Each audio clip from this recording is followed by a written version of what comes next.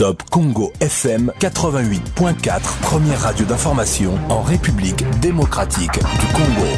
Édition spéciale, bonjour à tous et bienvenue dans ce magazine particulier aujourd'hui puisque nous sommes, une fois n'est pas coutume, le matin. Il est 7h passé de 20 minutes. Pendant une heure, nous sommes dans nos nouveaux locaux du centre-ville où nous serons pendant toute la campagne électorale pour faciliter la réalisation des émissions spéciales du 18 novembre au 17 décembre, les émissions spéciales élections présidentielle, législative, provinciale et locale 2023. Notre invité ce matin est le ministre de la Communication et des Médias, porte-parole du gouvernement, Monsieur Patrick Mouya Katemwe, bonjour. Bonjour Christian, bonjour Thierry, bonjour aux auditeurs. Avec Thierry Kambundi, en effet, nous serons pour parler de la RDC, élection et peut-être commencer à faire un bilan du mandat, 5 ans c'est très bientôt, du président Félix Tshisekedi. Mais pour commencer, monsieur le ministre, parlons de la situation à l'Est. Alors, il y a eu l'intervention de l'EAC, on a annoncé la SADC, on disait que les villes tombaient, on disait que tout était neutralisé, on disait que l'EAC venait mais ne nous aidait pas vraiment, et puis subitement, eh bien, la République démocratique du Congo par Ouazalendo interposé commence à récupérer des territoires. Alors, est-ce qu'on doit dire que des Congolais récupèrent des territoires ou le gouvernement de la République démocratique du Congo récupère des territoires? Écoutez, on ne va pas aller dans un jeu des mots, mais il faut considérer qu'aujourd'hui, des patriotes reprennent de l'espace du territoire qui était occupé par des forces négatives, de forces terroristes. Vous savez que nous, comme gouvernement, nous sommes engagés dans un processus diplomatique par lequel le président de la République pense que la solution devrait arriver. Ça prend du temps, malheureusement, c'est les temps de la diplomatie.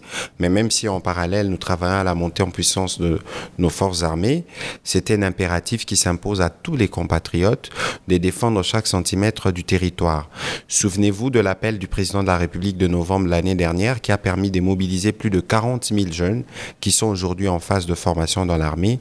Donc il y a beaucoup des Congolais qui ne veulent pas rester inactifs face aux actes de terreur qui ont été décrits dans les différents rapports. Human Rights Watch, rapport des experts et tous les rapports que nous recevons de l'armée. Et donc, c'est des compatriotes qui ont pris le courage de défendre leur territoire et je pense qu'il n'y a pas meilleure manière de répondre à l'appel patriotique de la défense du territoire national. Qui ont pris le courage ou qui ont été sponsorisés à prendre le courage? Écoutez, pour défendre votre territoire, vous n'avez pas besoin d'être sponsorisé. Et c'est exactement le même sentiment qui anime chaque Congolais aujourd'hui, parce que lorsque je parle à des Congolais par rapport à la situation de l'Est, vous savez, Christian, je veux vous dire, et je crois que ce que je dirais ne surprendrait personne, beaucoup des Congolais veulent la guerre. Ils veulent qu'on en finisse avec les agissements du Rwanda une fois pour toutes. Ça, c'est la volonté des Congolais. Nous qui sommes dans le gouvernement, nous pensons, évidemment le président de la République pense, que la guerre n'est pas une bonne option. Parce que la guerre implique beaucoup de conséquences. Nous allons vers la voie diplomatique parce qu'il faut régler un problème qui n'a pas été réglé depuis plus de 20 ans. Et donc la solution au problème de l'Est ne sera pas que militaire. C'est pour ça que très vite, le président de la République a mis en place 5 fronts. Évidemment, le front militaire, le front diplomatique, le front médiatique, le front judiciaire et les fronts économiques. Je crois qu'aujourd'hui, le Rwanda ne s'est jamais retrouvé autant à l'étroit.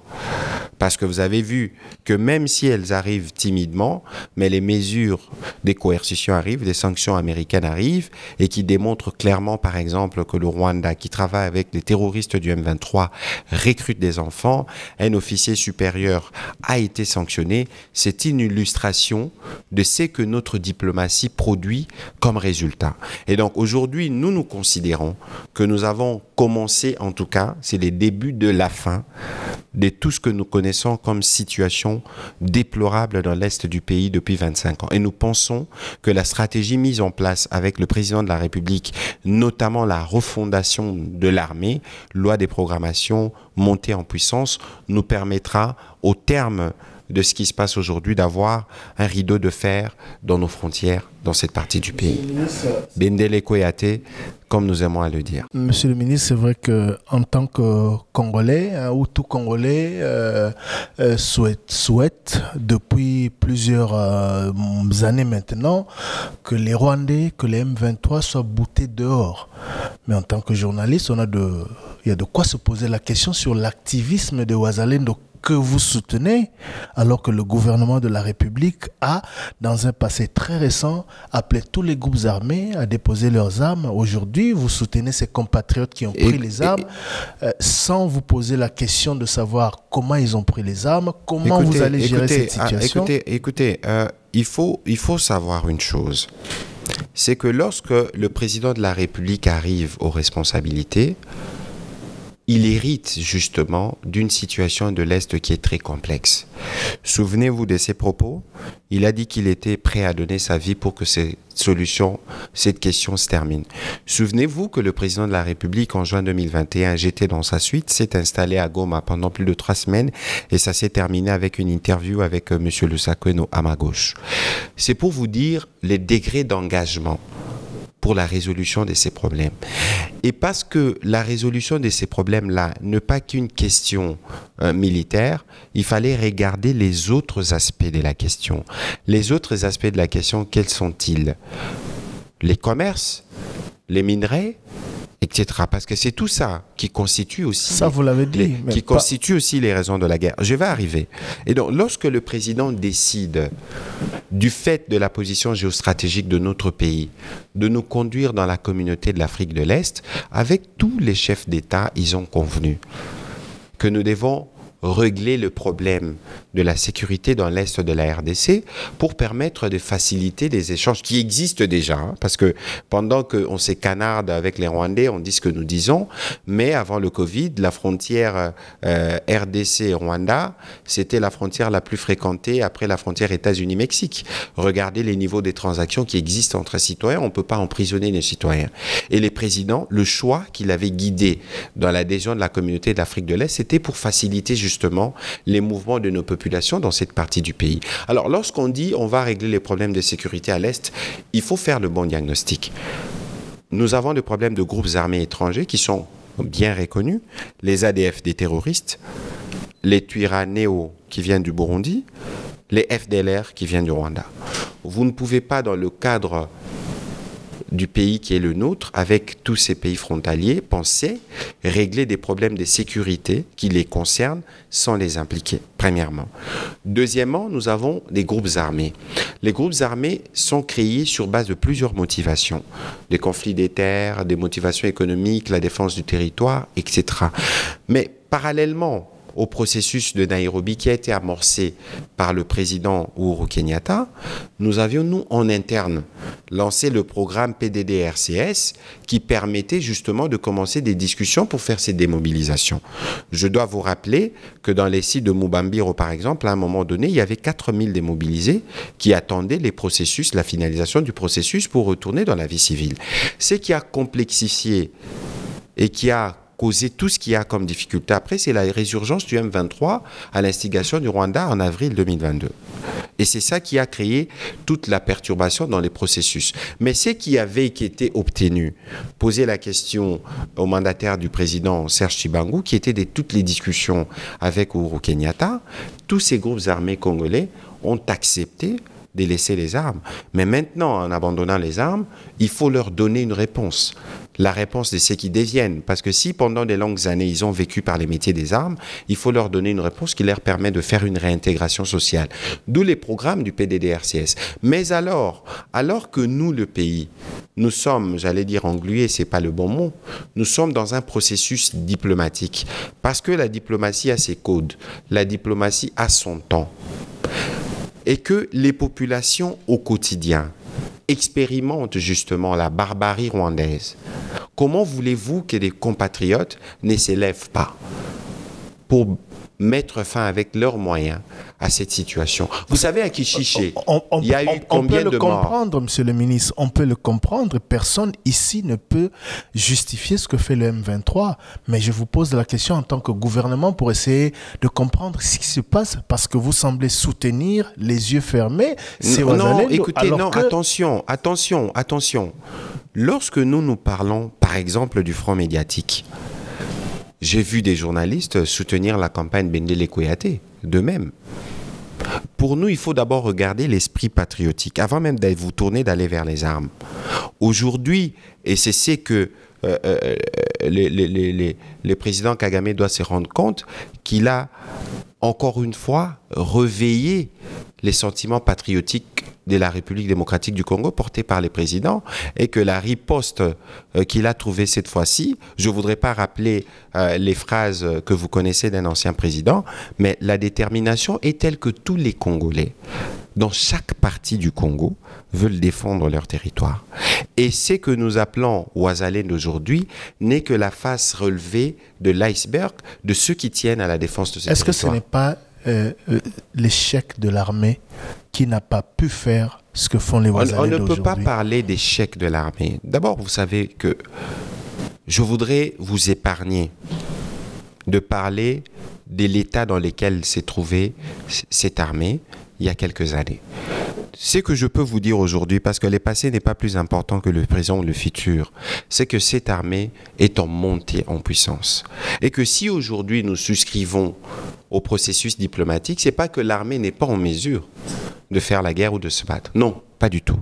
C'est parce que simplement nous avons fait le choix de la diplomatie, parce que lorsque on veut faire la guerre, le coût de la guerre est toujours assez élevé. Aujourd'hui, les Ouazalènes ont montré que l'armée pouvait aussi, dans un laps de temps assez raisonnable, bouter dehors ses ennemis. Non, il faut justement pas aller à l'idée de vouloir opposer l'armée qui dépend du gouvernement, qui s'est inscrit dans un processus diplomatique, aux combattants compatriotes qui se battent avec les moyens du bord pour la défense du territoire national. Ils sont complémentaires. Nous sommes justement, mais pour la défense de la patrie, tous les citoyens s'impliquent. Regardez l'exemple de l'Israël aujourd'hui. Il y a 360 000 réservistes qui ont répondu à l'appel du gouvernement.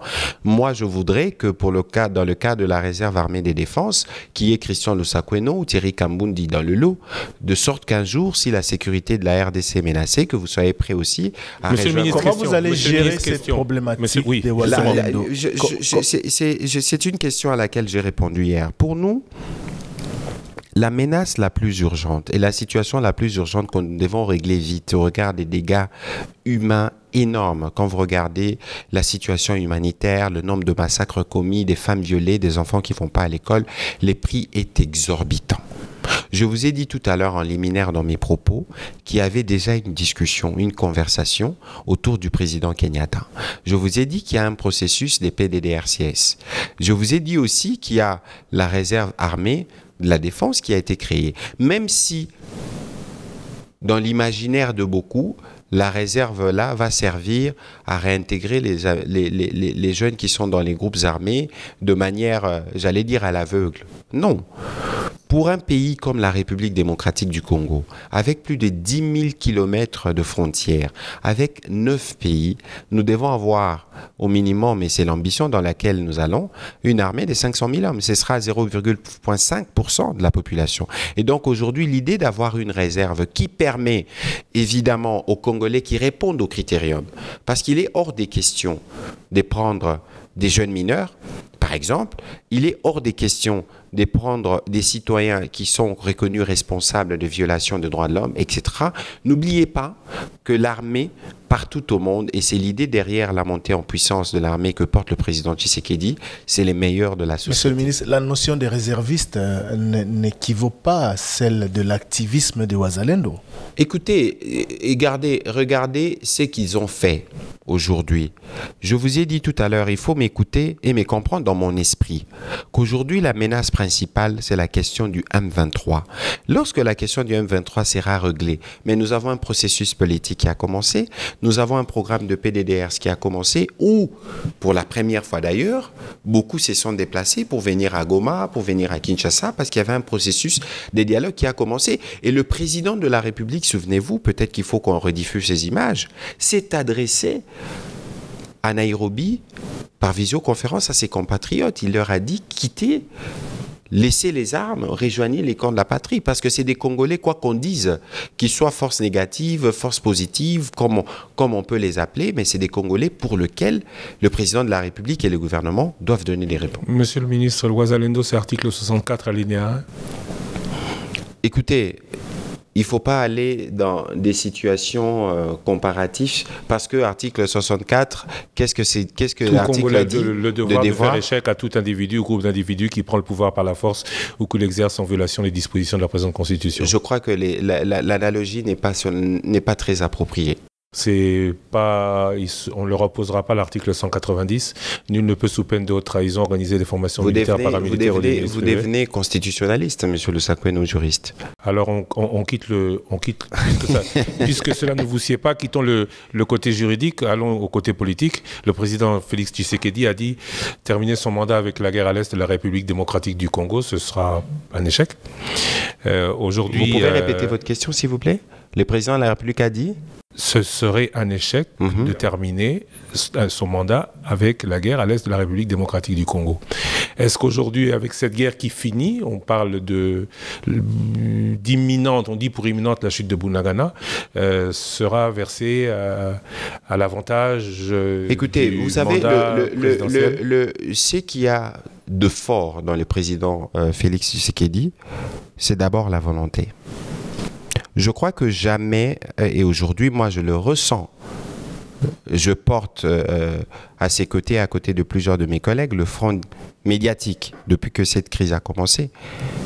La position de la République démocratique du Congo est claire et sans ambiguïté pour ce qui concerne la défense du territoire. Mais Christian, il faut regarder la question dans sa complexité, dans sa globalité. C'est une crise qui dure 25 ans, au moins, depuis les génocides rwandais. C'est une crise qui a plusieurs embranchements, notamment économiques, et avec des complicités internes. Ça, on ne peut pas ne pas les dire en termes d'infiltration, etc. Et aujourd'hui, le président Tshisekedi, je dois rappeler, qui est civil, vient régler des problèmes qui auraient pu être réglés depuis des années. Aujourd'hui, il faut nous satisfaire que nous soyons dans un processus qui nous permettra cette fois-ci de mettre définitivement fin, en tout cas de commencer les débuts de la solution pour toutes les problématiques que nous vivons dans l'Est. Parce qu'une chose est déterminée, la question de la guerre avec le Rwanda, mais une autre sera de comment nous gérerons justement ces jeunes qui sont dans les groupes armés à travers le processus, comment on les intègre, comment on règle les questions économiques, comment on règle éventuellement certains conflits fonciers ou des conflits de quelque nature que ce soit qui se vivent dans cette partie du pays. Vous savez pourquoi moi je parle de changement de narratif? Parce que je trouve que c'est injuste de parler par exemple d'une province du Nord Kivu qui est sous les prismes de la guerre. Le Nord Kivu, je ne me gêne jamais de le dire, c'est la seule province de ce pays où vous avez un hôtel 5 étoiles construit par un Congolais. C'est la seule province de ce pays où vous avez des hommes d'affaires qui travaillent à l'entretien des routes avec les gouvernements. Regardez les routes à Goma. C'est la seule province où vous avez, par exemple, les degrés d'engagement citoyen assez élevés des jeunes de là-bas ou de l'entrepreneuriat. Il y a tellement de bonnes nouvelles qui nous viennent du Nord Kivu. Pourquoi on va garder, lorsqu'on parle de cette partie du pays, que le prisme de la violence et de la guerre? Ma question était, est-ce que si cette guerre se termine avec le Wazalendo, cela devrait être porté à l'actif du bilan? Écoutez, ce que nous souhaitons, c'est le retour rapide à la paix. Ce que nous souhaitons, c'est que les compatriotes qui sont bloqués dans les territoires sous occupation du M23 rwandaise puissent voter dans la sérénité, que ceux qui sont déplacés puissent rentrer chez eux. Il n'y aura pas pour nous des victoires plus grandes que celle de savoir que les Congolais sont rentrés à la maison, ils peuvent vaquer à leurs activités champêtres, que leurs enfants peuvent aller à l'école et qu'ils peuvent voter pour leurs dirigeants. Quid des forces de l'EAC et de celles de la SADC qui dernièrement ont été annoncées par le vice-premier ministre, ministre des Affaires étrangères. Écoutez, les forces de l'EAC, et nous les disons sans hypocrisie, parce qu'aujourd'hui, il y a tout ce qui s'est fait sur terrain est vu. Nous avons la triste expérience des événements qui ont conduit à l'attaque de la MONUSCO, on a eu des morts, que ce soit des casques bleus ou des Congolais. On n'a pas besoin que cela se répète. Parce que toutes ces forces qui viennent en appui aux forces armées de la République démocratique du Congo viennent pour la sécurisation de la population. Et lorsque ces forces sont à certains égards perçues comme des menaces à la sécurité de la population se révolte. Et il n'y a pas meilleure manière de compliquer les choses que de susciter le réveil ou la colère des compatriotes que vous êtes censés protéger, des citoyens que vous êtes censés protéger. Aujourd'hui, la MONUSCO devient un sujet de sécurité pour nous, parce que sur tous les sites de la MONUSCO, il faut les sécuriser.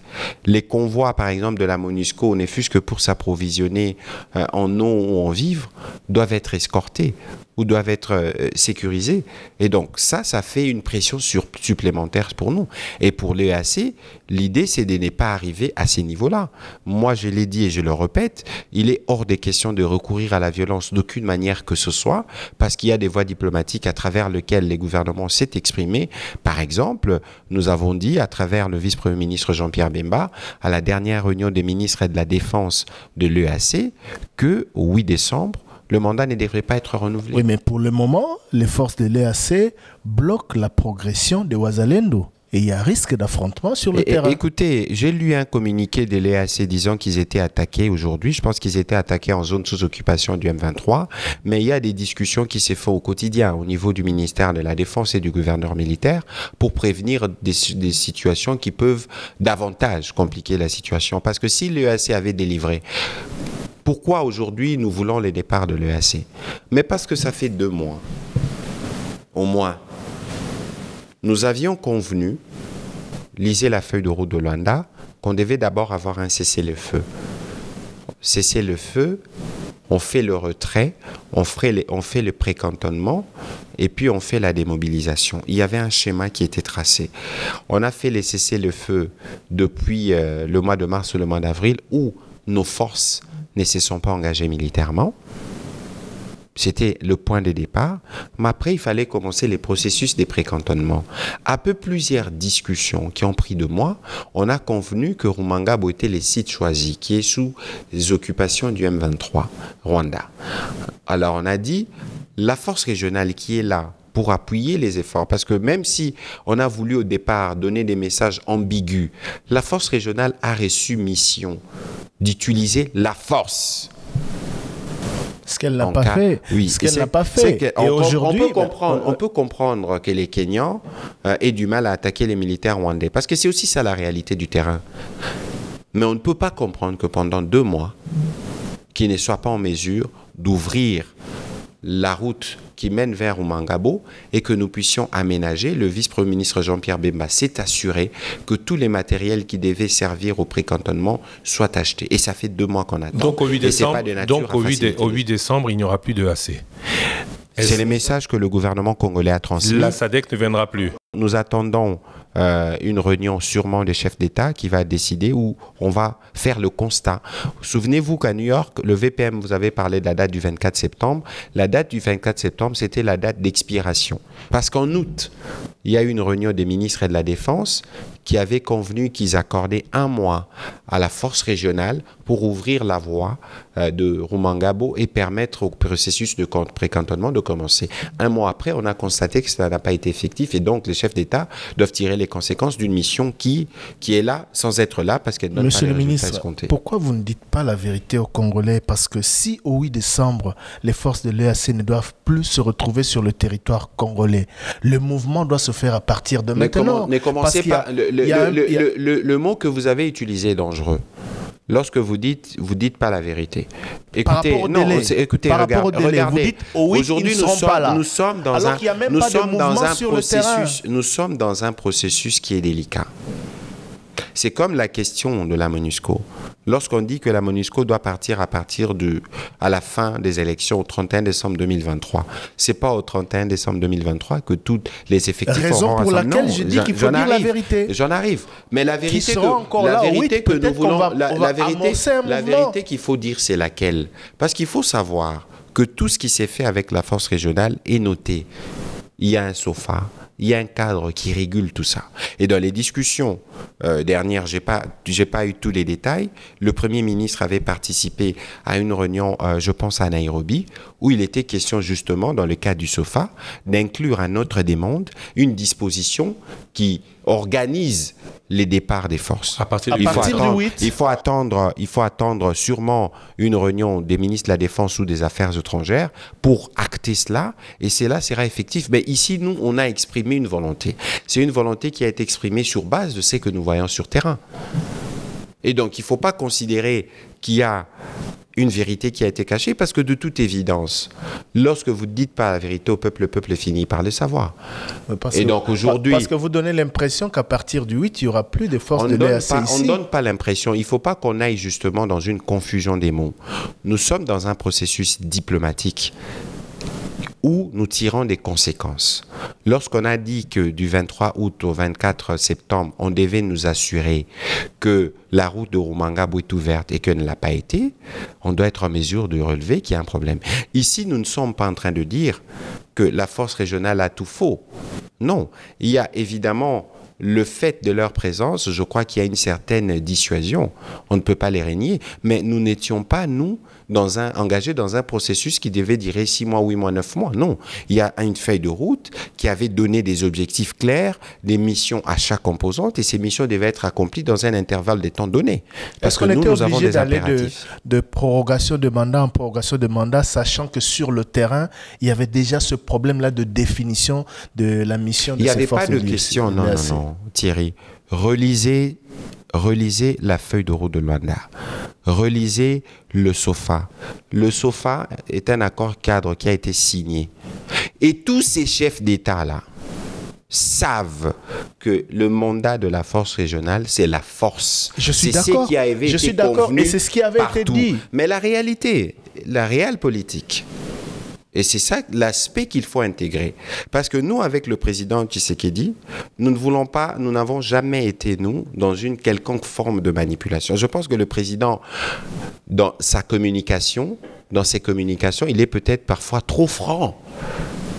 Souvenez-vous, lorsque, avec le Sakweno, il avait dit ses appréhensions sur le vaccin AstraZeneca, certains le lui ont reproché, disant que le président ne pouvait pas dire ça. Et donc ici, considérez que chez nous, nous n'avons pas de langue de bois. Et donc, si les autres chefs d'État, en fonction de leur position politique ou de leur rapport diplomatique antérieur, lisent mal ce que nous avons convenu, ce n'est pas de notre responsabilité. D'où la question. Ici, il faut vérifier que ce que nous disons. D'où la question, parce qu'on ne va pas s'éterniser sur ce sujet, on va passer à un autre, on en a beaucoup d'autres. D'où la question de pourquoi avoir continué, j'ai bien compris. Le 8 décembre, donc, le mandat ne sera pas renouvelé, vous l'avez dit. La SADC ne viendra pas. Je n'ai pas dit que la SADC ne viendrait pas. Est-ce que la SADC viendra? Elle viendra Au niveau de la SADC, il y a une force en attente qui a été prépositionnée. Il y a des contacts, des discussions qui sont en cours, qui sont très avancées.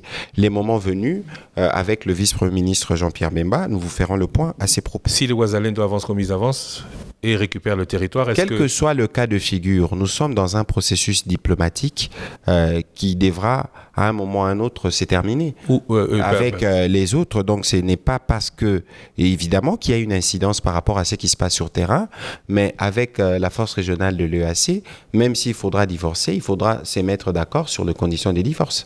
Et les conditions du retrait. Retrait de l'EAC, la SADC cantonnée, la MONUSCO toujours présente. Vous êtes tombé d'accord maintenant? C'est clair? Elle part oui? Non? Quand? Écoutez, je pense qu'il y avait une réunion au Conseil de sécurité à laquelle avait pris part le VPM Lutundula le 28 septembre dernier. Je crois qu'ils ont acté le principe mais la décision, du départ. La décision ne sera prise qu'en décembre. Non, je crois que quel que soit ce qui s'est dit, mais dans ce que nous on a entendu dans le couloir, c'est que le départ est acté. Christian, ici, il faut que cela soit bien clair. Le président Tshisekedi, septembre 2022 à New York, vous y étiez, a donné un horizon pour le départ de la MONUSCO après les élections de décembre 2023. Un départ civilisé et organisé. Il ne faut pas oublier, s'il vous plaît, il ne faut pas oublier, vous êtes témoin de ces processus de paix. Depuis 1999. Nous, on n'a jamais dit que la MONUSCO a tout faux. Aujourd'hui, la MONUSCO a fermé des opérations dans plusieurs provinces parce qu'il y a eu des avancées au plan sécuritaire et il y a eu une reprise en main de l'État. Aujourd'hui, les opérations de la MONUSCO se concentrent sur 3 provinces, principalement. Mais pourquoi le président, qui avait déjà donné un horizon sur la MONUSCO, est revenu déçu? Mais parce qu'il y a une demande pressante. Nous sommes un gouvernement qui est à l'écoute. Oui, monsieur le ministre. Les populations, Thierry Kamoudi, laissez-moi revenir sur ces points parce que c'est crucial. Les populations qui ont manifesté contre la MONUSCO dans 5 villes simultanément, une trentaine de morts. Mais vous pensez que ces populations l'ont fait? Nous devions rester sourds. Lorsqu'un matin vous vous réveillez, vous voyez qu'un convoi de la MONUSCO a été attaqué, brûlé. Mais quel incident voulez-vous encore voir avant de dire aux autres, écoutez, il faut commencer à plier bagage? Parce que lorsque les secrétaires généraux des Nations Unies, Guterres, s'exprimant en septembre 2022, dit clairement que sa mission ne disposera pas de moyens pour combattre les M23. Pourquoi rester? Et que les M23 a des moyens militaires qui dépassent ceux des casques bleus. Mais pourquoi continuer à rester? Parce que lorsqu'il dit ça, les populations écoutent. Vous voulez que ces populations réagissent? La question comment? aujourd'hui, c'est que le Conseil de sécurité a acté ce départ et vous a demandé de discuter, vous, gouvernement, avec la MONUSCO pour le mettre en marche. Les discussions, regardez, les discussions ont commencé initialement autour des 18 jalons. S'il vous plaît, monsieur le ministre. Oui, allez-y. Dernièrement, à New York, le ministre des Affaires étrangères se plaignait du fait que la MONUSCO ne jouait pas le jeu.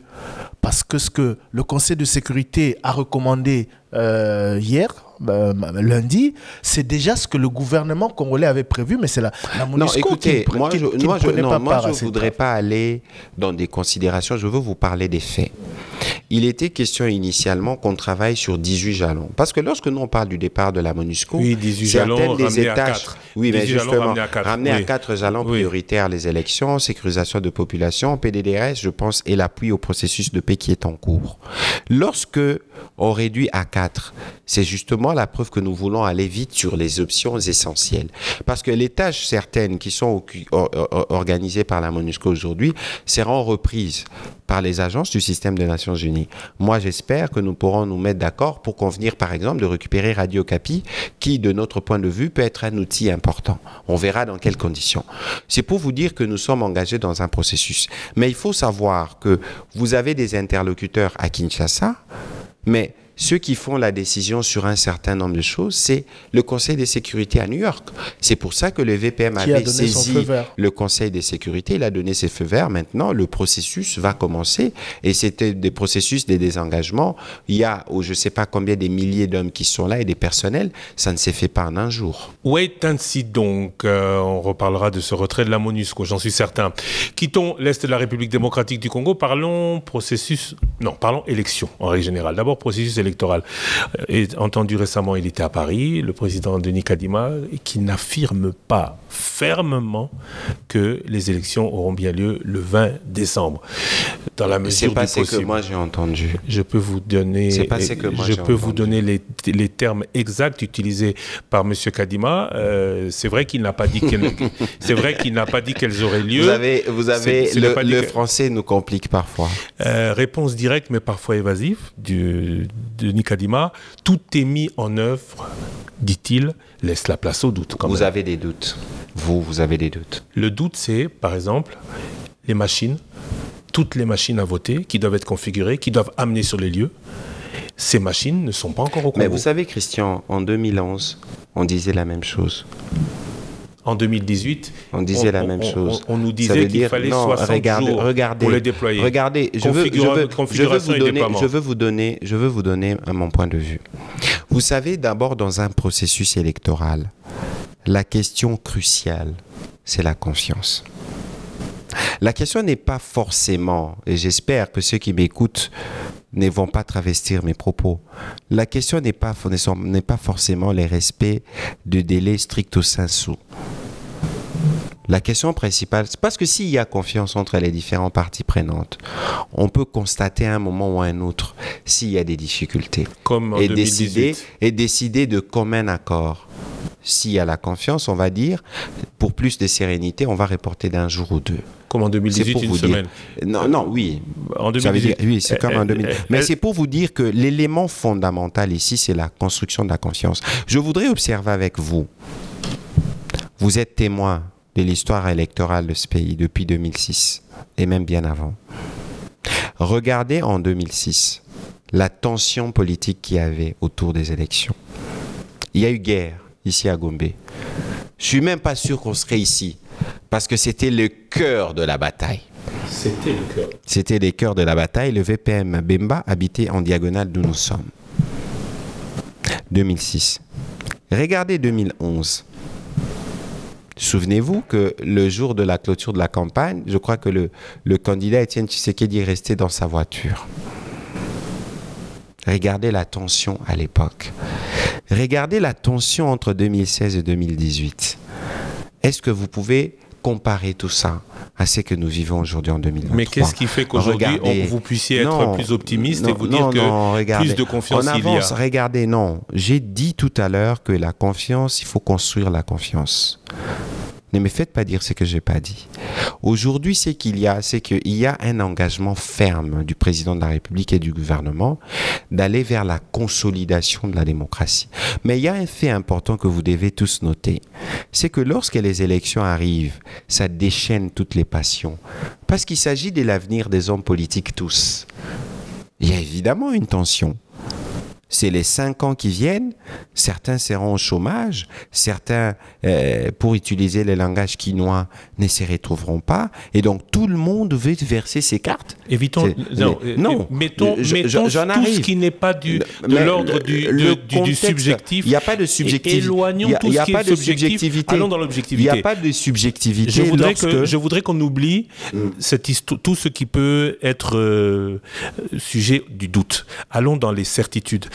Est-ce que la CENI, aujourd'hui, vous pouvez nous le dire, a tous les moyens financiers pour organiser ce scrutin? Christian, réponse non, s'il vous plaît. Christian, Christian, écoutez, moi, je veux simplement vous challenger. Dites-moi, depuis que la CENI a publié son calendrier électoral, quelle est l'échéance qu'elle n'a pas tenue? La publication des vérifier, listes définitives des candidats à l'élection présidentielle interviendra le 18 novembre, le jour du début de la campagne. Regardez Christian, j'en arrive. Madame Bintou Keïta, représentant spécial du secrétaire général des Nations Unies sur la tribune du briefing, a dit exactement ceci, que depuis que la CENI a publié son calendrier électoral, chaque étape est respectée. Et depuis l'époque, il y a toujours cette question des moyens qui se pose. Mais il y a toujours les étapes qui sont tenues. C'est pour vous dire que nous sommes dans un contexte économique difficile. Beaucoup de priorités, la guerre à l'Est, les contextes mondiaux, mais nous tenons nos engagements. Autant nous avons tenu depuis les débuts du processus, autant nous tiendrons jusqu'à l'organisation des élections et même après. Monsieur le ministre, c'est le dernier virage. Il y a de quoi s'inquiéter. S'il y a une année ou il y a 6 mois, on s'inquiétait moins, aujourd'hui, entendre le président de la CENI dire qu'ils sont obligés d'emprunter de l'argent dans des banques, d'évoluer à découvert, ou dire sur le plateau d'un média étranger qu'ils n'ont pas encore tous les moyens, à moins de 3 mois des élections. Non, mais regardez, ça inquiète plus qu'il y a quelques mois. Il n'y a pas d'élément d'inquiétude. Je suis sûr que vous n'avez pas compris le président Kadi Madassé qui disait dans son esprit. Ça veut dire aujourd'hui, vous l'avez bien compris dans son esprit. La question, il a dit, c'est 1,1 milliard le coût des élections. 1,1 milliard. Qui n'a pas encore Non, tout. écoutez, pardon, s'il vous plaît, laissez-moi terminer. Lorsque vous êtes gestionnaire, comme en l'occurrence lui, mais ce n'est pas un problème de recourir à... Les banques existent pourquoi? Pourquoi les banques existent? Est-ce que Top Congo est suffisamment puissant qu'un jour, Monsieur le ministre, Monsieur Lusakwe ce n'est pas la même chose. Ce n'est pas la même chose qu'avec la gestion de Top Congo. Parce que s'il doit emprunter de l'argent, qui va prendre en charge les intérêts? Parce qu'encore qu'il faut aller dans les détails de la gestion financière de la CENI, c'est un terrain que je ne vous suggère pas, parce que moi non plus, je n'ai pas autant d'éléments pour aller, sinon on va tomber dans la spéculation. Mais il faut considérer que lorsque vous êtes dans une position de gestion, recourir à des facilités bancaires que vous rembourserez avec des taux d'intérêt, évidemment, n'est pas prohibé, n'est pas interdit. Mais si cela peut permettre d'assurer des facilités. Mais ce qui est étonnant, c'est que dans un environnement où l'on parle d'augmentation du budget, où on fait des promesses que dans les délais tout sera débloqué, cela ne l'est pas. La question ne doit pas être vue de cette manière-là. Moi, je vous ai posé une question, vous n'avez pas été en mesure de me répondre. Quelle est l'échéance que la CENI n'a pas respectée? Monsieur le ministre, c'est évident. Si la CENI est obligée de recourir à des crédits, c'est vous qui dans c'est le président écoutez, ça c'est vous qui voulez. Je peux terminer ma question. Non, parce que c'est la même question sur laquelle vous voulez retourner. Oui, mais si la CENI est obligée, c'est parce que le gouvernement n'a pas assuré. Il ne faut pas planter, Monsieur Thierry Kambundi. N'allons pas, vous avez dit dernier virage. Parce que c'est les derniers virages, ne plongez pas les Congolais dans l'ambiguïté. Je ne fais que poser des questions sur la base des éléments dont je dispose. Mais alors, les éléments que vous avez, il faut aujourd'hui aussi observer les éléments que la CENI tient toujours son calendrier depuis les débuts jusqu'à aujourd'hui. Je vous dis que je tiens ces propos du président Kadima. Vous ne le dites pas. Je tiens ces propos du président Kadima lui-même. Vous vous focalisez sur un point qui, moi, comme gouvernement, je connais les degrés d'engagement du Premier ministre ou de mon collègue Kazadi des Finances sur le sujet, qui du gouvernement, il n'y a pas d'inquiétude. Mais s'il n'y avait pas d'inquiétude, il n'aurait pas fait cette sortie médiatique. Non. La vidéo vous est là. Pensez que lorsque le président Kadima dit que sur les 1,1 milliard, on n'a pas encore tout, mais s'il n'a pas 20 millions, est-ce que ça peut lui empêcher de faire des élections? Je vous donne un exemple. Kinshasa, il a dit qu'ils sont obligés de recourir aux prêts auprès des banques. Mais moi, je vous dis justement, c'est quoi votre problème? S'il recourt à des prêts, s'il rembourse avec des taux d'intérêt, est-ce que vous allez gérer le quotidien du financement de la CENI? Non. C'est un processus. Il faut comprendre le contexte dans lequel nous sommes. On a une pression sociale, on a une situation de guerre, on a des impératifs d'État, nous les tenons. Ici, l'essentiel, je vous dis, vous ne voulez pas faire attention, je ne sais pas si c'est exprès ou pas, mais regardez tous les calendriers de la CENI depuis les débuts, quelle est l'échéance qui n'a pas été tenue. Et ici, il faut savoir, et c'est très important, parce que moi j'ai entendu beaucoup de gens sur Top Congo s'exprimer sur le processus électoral de manière dangereuse. Et de par leur position, ils devraient s'y réserver de tenir un certain nombre de propos. Peut-être qu'on y reviendra. Vous parlez de l'Église catholique ? J'ai dit tout à l'heure, on y reviendra, je le dirai. J'ai dit tout à l'heure que nous devons, nous, savoir quel élément capital dans un processus électoral, c'est la construction de la conscience. Et vous savez aussi dans quel contexte politique nous avons toujours évolué. Même si Christian Lusakwe ne pensait pas que c'était utile, mais le rappel que je vous ai fait de 2006, 2011, 2018, c'est pour vous mettre en perspective et de constater par exemple qu'en 2023, il y a moins de pression. Mais il ne faut pas non plus s'attendre à l'unanimité, à l'entente. Aujourd'hui, on a l'impression que l'histoire se répète. La position du président Étienne Tshisekedi en 2006, c'est la position du PPRD aujourd'hui. On a l'impression que l'histoire se répète, mais c'est aussi cela le Congo avec tout ce que nous avons comme situation politique et prise de position politique. Et donc aujourd'hui, il faut constater que le processus électoral a avancé. Parce que vous parlez de l'Église catholique. Qui ne sait pas que l'Église catholique avait un candidat? Qui ne le sait pas? C'est de notoriété publique. Président, oui. candidat... Donc, candidat président de la CENI. Pour parler que de ça. Et qui ne dit pas qu'aujourd'hui, il y a une certaine frustration? Oui, parce qu'aujourd'hui, les cultes écuméniques n'existent plus. Avant, il y avait les 8 confessions religieuses, catholiques, protestants, et les autres confessions religieuses, j'oublie le nom du cadre dans lequel ils se regroupent. Mais pourquoi? Parce qu'ils accusent les autres d'avoir été manipulés par vous. Ok, merci. C'est une accusation gratuite que je prends. Ok, d'accord. Mais depuis les débuts de ces processus, combien de fois avez-vous entendu l'Église catholique donner des encouragements à la CENI, ne fût-ce que pour l'enrôlement des électeurs? Moi, je n'ai pas entendu. Peut-être que cela m'a échappé. Alors, lorsque vous recevez l'abbé Chollet, dans les mêmes conditions, je présume, et qui dit ce qu'il a dit, Mais nous qui regardons de l'extérieur, moi je suis fidèle catholique, nous qui regardons de l'extérieur, nous pouvons nous interroger sur la partialité ou l'impartialité de l'Église. De manière objective aujourd'hui, on peut s'interroger parce que si l'Église est partie sur une frustration du fait qu'elle n'a pas réussi à faire passer son candidat et qu'il y a comme une forme de, je sais pas, de rancune ou de revanche à prendre sur le président Kadima. Mais qu'est-ce que nous attendrons alors comme résultat des missions d'observation? Et ici, je dois rappeler, vous avez suivi certains candidats. Dépôt de candidature, fraude électorale. Et j'ai même moi l'impression que beaucoup se préparent à la contestation plutôt qu'aux élections. Pourquoi? Mais c'est pour ça que le président de la République, peut-être parce que cette confiance dont vous parlez, peut-être parce que cette confiance dont vous parlez n'a pas été suffisamment bien construite. Mais je veux vous dire, justement, pour que cette confiance puisse être construite, il faut qu'il y ait un dialogue. Et nous avons vu que lorsque le président de la CENI a discuté avec certains leaders de l'opposition, les choses ont été vues différemment. Parce que fort malheureusement, nous sommes tous dans les préjugés et on ne fait pas toujours les efforts pour aller à la bonne source abreuvée. Sur le processus électoral, Christian, ce que je veux dire est crucial. Ce n'est pas une affaire de la CENI seule. Nous, les gouvernements, nous finançons, nous sécurisons. Le Parlement donne des lois, peut-être contrôle dans ses compétences, mais la société civile, elle fait quoi? Le parti politique font quoi? Pourquoi, d'après vous, il existe de cadres de concertation? Mais parce qu'il faut communiquer. La confiance ne s'est construite qu'en communiquant. Mais lorsque vous avez des acteurs, non de moindres, qui ont des préjugés, parce que j'ai suivi aussi la position de l'Église, c'est pour ça que tout à l'heure, je m'interroge. Peut-être que j'aurai l'occasion de discuter, par exemple, avec les révérends Senga pour qu'ils m'expliquent un peu leur position sur cette question des affichages.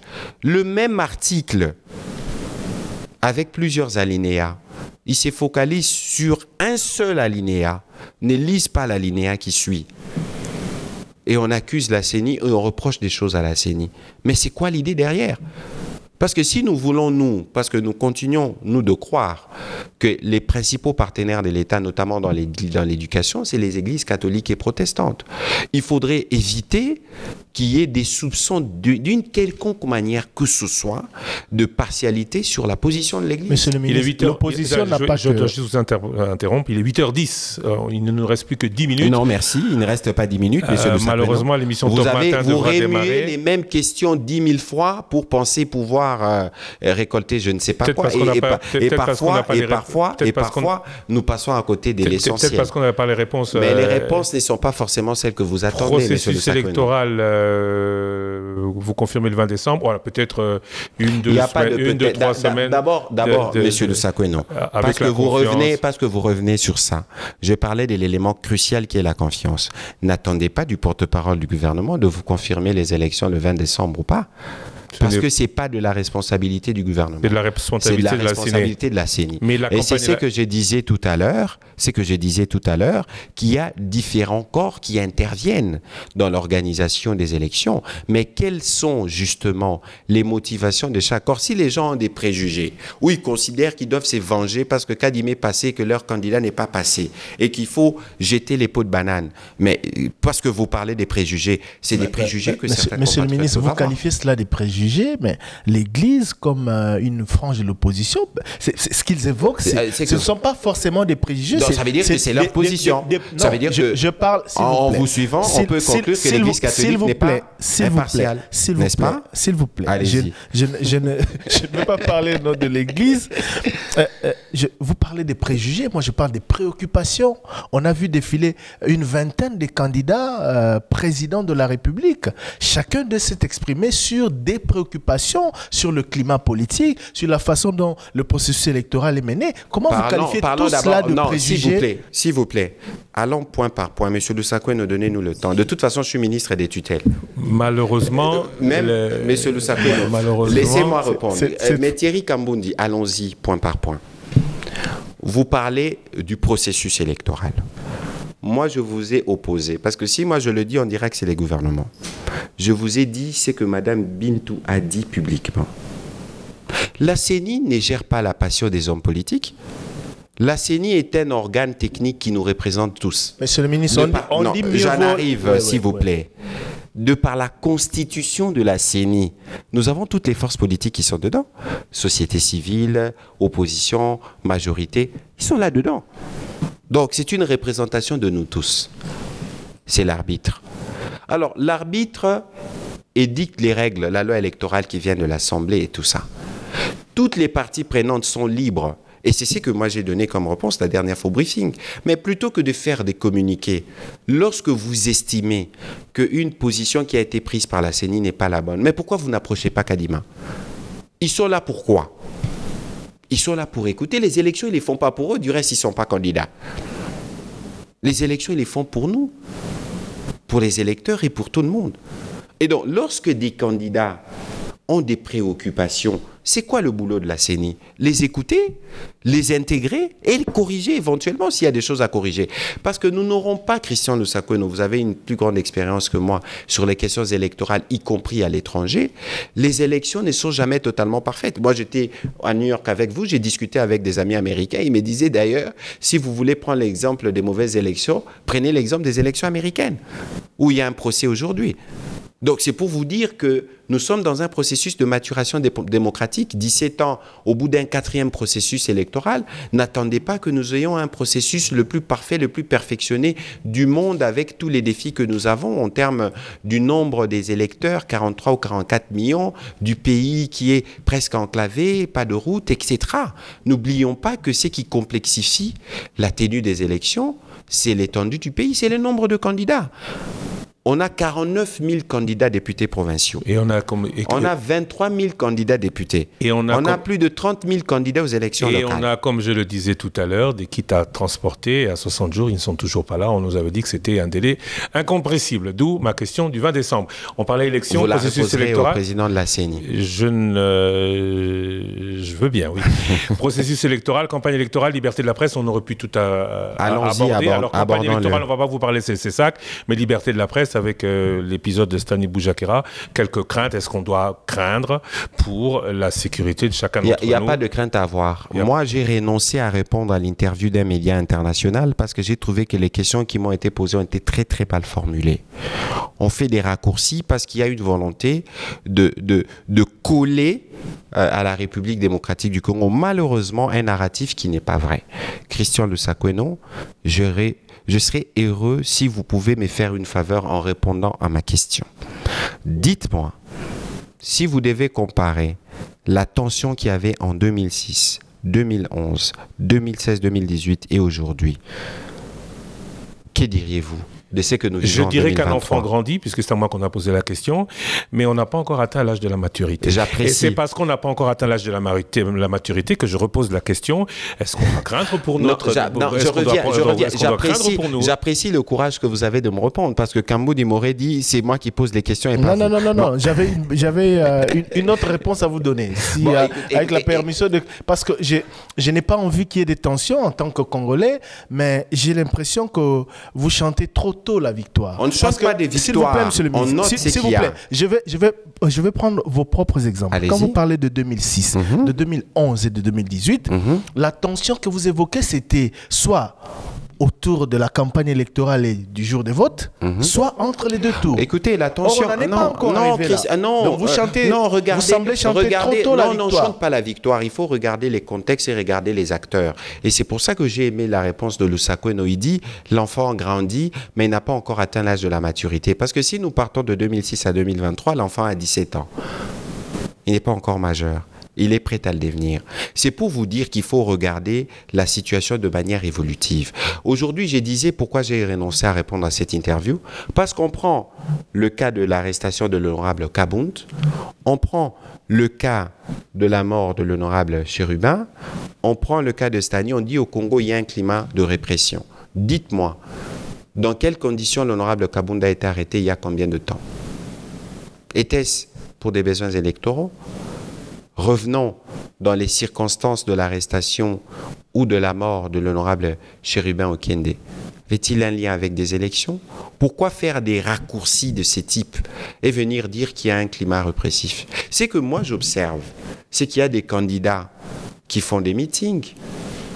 Lorsque ces meetings qui sont des fiascos dans ce que je vois, on n'en parle pas beaucoup. Mais on comptait justement dans cette stratégie n'est pas informer les autorités compétentes, parce que lorsque les autorités compétentes vont vous opposer l'État, vous allez dire, ah ben voilà, vous victimisez comme toujours pour prendre un peu des gaz, comme diraient les Quinois. Vous avez observé certains meetings, certains premiers pas des meetings, qu'est-ce que vous avez vu?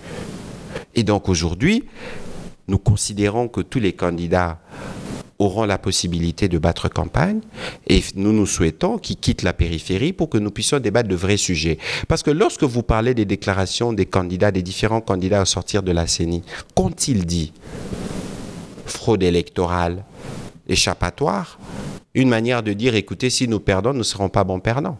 C'est pas ça. Tous n'ont pas dit ça. Pas. Les autres ont dit quoi?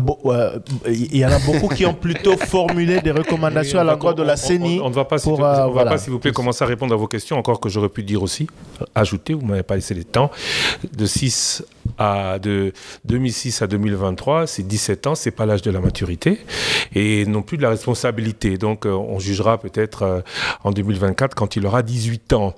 Bilan Tshisekedi, difficile à faire, faute de temps. On aurait pu parler politique, on aurait pu parler économique, social. Parce que vous avez choisi, et je suis désolé, j'ai sûrement pas le droit, parce que c'est vous qui conduisez l'interview, vous avez pris trop de temps sur les sujets d'actualité. Oui, mais c'est justement ce que moi je ne souhaiterais pas. Je pense que j'aurai une conversation avec le président du CESA qui s'occupera de la prise de parole des différents candidats, Christian Dousakweno. C'est bien que vous ayez aménagé ces cadres. Il faut laisser le temps aux candidats de s'exprimer sur leur programme. Mais c'est ce qu'on a Parce fait que fort samedi. malheureusement, c'est bien, j'ai apprécié les débats, j'ai apprécié le passage de l'honorable Sesanga. Il faut donner de l'espace aux idées. Il faut quitter les terrains de la périphérie, de la polémique. C'est les terrains habituels. Si ces processus doivent être différents, mais moi, je voudrais bien. Parce que moi, je challenge nos opposants. Je leur demande, je leur donne un devoir à domicile. Ça peut paraître prétentieux, mais dans un contexte démocratique, il faut que des gens acceptent des pics du genre qui doivent bouquiner ce que nous, on a fait. Vous serez prêt, par exemple, à un débat? Parce que le premier débat que nous, ici à Top Congo, risquons d'organiser, on a déjà l'accord des deux candidats à l'élection présidentielle, c'est le débat entre M. Délicé Sanga et le débat et M. Adolphe Mouzito. Il semble d'accord, ce sera sûrement un des premiers débats au sommet à l'élection présidentielle. Vous serez prêt, vous, porte-parole du gouvernement, à être sur un débat pour parler du bilan et des perspectives d'avenir avec le porte-parole de M. Kamitatou, de Moïse Katumbi ou un autre? Moi, si vous me dites que j'ai débat demain avec M. Olivier Kamitatou, je suis candidat. Pourquoi? Parce que les Congolais méritent les meilleurs. Pourquoi je tense les opposants, justement? Parce que lorsque je les écoute dans leurs premiers mots, je pense qu'ils ne font pas bonne route. Le diagnostic, leur point de départ sera notre bilan. S'ils ne font pas d'efforts pour comprendre là où on n'a pas été très performant, comment ils vont améliorer? S'ils viennent et ils font fi, ils ne veulent pas voir, par exemple, le succès de la gratuité de l'enseignement. Aujourd'hui, si le président est réélu, nous allons vers le primaire. On parle aujourd'hui de couverture santé universelle. On a commencé à parler de gratuité de la maternité. Mais moi, j'ai envie que les gens viennent nous dire, écoutez, renoncez à la loi de programmation que vous avez faite pour l'armée. Parce qu'aujourd'hui, pour la première fois, on a cette loi qui permet de financer l'armée pour assurer sa montée en puissance. Lorsqu'on parle de 145 territoires, pour la première fois dans l'histoire du Congo, ça c'est pas nous, c'est même le PNUD qui salue ces programmes, on investit. Il n'y a aucun territoire, M. Kamboudi, je ne sais pas, votre territoire se trouve dans la province du Kwilu, ou je ne sais pas lequel se trouve le territoire de M. Il n'y a aucun territoire où il n'y a pas de bruit des chantiers. Nous étions avec le président de la République à Kassenga dans cette école à Kili, où pour la première fois, depuis des années, les élèves étudiaient dans une salle de classe qui répondait aux normes. Ça se passe mieux, c'est vrai, dans certains coins de la République, mais c'est difficile dans d'autres. Mais un peu comme je disais tout à l'heure, pour le processus électoral, le pays est presque enclavé. Il y a des zones entières où il n'y a pas de route, où il faut chercher des bifurcations pour arriver là-bas sur place. Ça prend beaucoup de temps, mais il y a une volonté de donner de d'activité à la base. Les mamans Maléwa, suivez les briefings que j'avais fait avec les chefs des agences, vous disent qu'ils sont tellement heureux de fournir la bouffe à tous ceux qui travaillent dans les différents chantiers. D'où ma question du 20 décembre. C'est pour vous dire que l'écosystème économique de nos territoires bouge du fait des effets des 145 territoires. Quel est le candidat qui viendra nous dire que vous aviez eu tort de nos challengers, que vous avez eu tort d'investir dans les territoires? Parce que le développement doit partir de la base. Est de la RDC, processus électoral, on aurait pu parler encore très longtemps. Malheureusement, nous arrivons à la fin de cette émission. On aurait pu parler du bilan du président Félix Tshisekedi. Est-ce que vous vous engagez à revenir ici pour en parler avec nous et éventuellement en débat contradictoire? On a cité M. Kamitatou, mais ça pourrait être le porte-parole d'un autre candidat? Avec plaisir, nous sommes prêts à débattre et à soumettre notre bilan au jugement de Congolais, c'est ce qui sera. Et dans ce que nous voyons, nous sommes convaincus qu'il n'y aura pas de projet alternatif qui sera meilleur que celui qui sera porté par les présidents. Prêt à venir débattre au nom de la redevabilité? Évidemment, c'est ce que nous faisons. Oui, peut-être que les gens ne les mentionnent pas, parce que très souvent, lorsque les trains arrivent à l'heure, ce n'est pas un événement intéressant. Mais vous aurez remarqué qu'avec le président Tshisekedi, nous avons marqué d'une pierre particulière l'histoire politique de ce pays avec l'exercice permanent de redevabilité. Jamais vous n'avez vu autant de membres du gouvernement de manière régulière se succéder pour vous expliquer ce qui est fait. Je tenais à le dire. J'espère que les... Je tenais à le dire, félicitations pour les briefings, mais merci. Jamais on a vu le ministre de la Défense. Pourquoi ? Le ministre de la Défense est nouvellement arrivé. Je pense qu'il n'y a pas longtemps qu'ils ont été nommés. Oui, mais il y a tellement d'éléments que... Il y en a qui sont arrivés au même moment que lui, qui sont déjà passés au briefing. Le ministère de la Défense étant un ministère d'actualité, on l'a vu dans l'émission. Des ministres qui sont arrivés. J'ai fait une interview avec le VPM Caméré où nous avions parlé justement de la crise du maïs et de tout ce qu'il y avait comme question carburant à l'époque. Avec le vice-premier ministre Jean-Pierre Bemba, nous discutons quotidiennement. D'ailleurs, c'est sûr qu'il suivra cette émission. Je vous parle du briefing. Si vous voulez venir au briefing, il viendra le moment venu. Parce que vous savez... Lorsque nous faisons ces exercices, nous ne les faisons pas pour des besoins cosmétiques.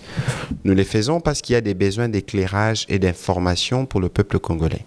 Il est ministre de la Défense. Les sujets qu'il traite sont d'une sensibilité qui ne requiert pas toujours des commentaires ou des détails. Parce que lorsque vous avez un Christian Lusakoueno en face de vous, ou vous avez un Thierry Kambouni en face de vous, les questions qui vous intéressent les plus, c'est des questions entre guillemets pièges. Et il ne faudrait pas, peut-être que lorsqu'il dira telle ou telle autre chose qui ne se vérifie pas, c'est là le soir est plaqué dans les visages que ça devienne un sujet des polémiques. Mais le moment venu, il viendra parce qu'il a la maîtrise des sujets sur lesquels il travaille au quotidien. Vous nous le promettez avant la fin du mandat? Je ne saurais pas vous le promettre, mais c'est dans les cadres... Et d'ailleurs, les briefings, je vous informe que lorsque commencera la campagne électorale, on sera plus en mesure de le faire parce qu'on va dire que nous faisons la campagne, etc. Mais alors que nous serons dans un exercice de redevabilité. Donc votre promesse de le faire venir, si ce n'est pas dans le mois, dans un mois on sera en campagne, je ne vous ai pas dit que je vous promettais. Je ne vous ai pas dit que je vous promettais.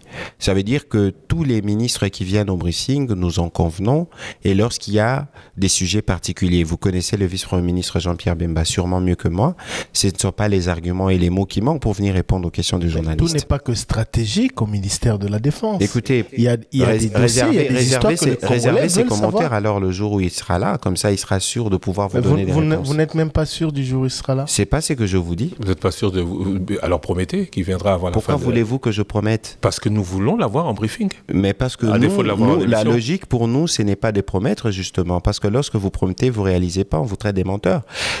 Nous prenons des engagements que nous tenons. Donc, et depuis que nous sommes là, sous la conduite du président Tshisekedi, on a dit des choses, on a fait des choses.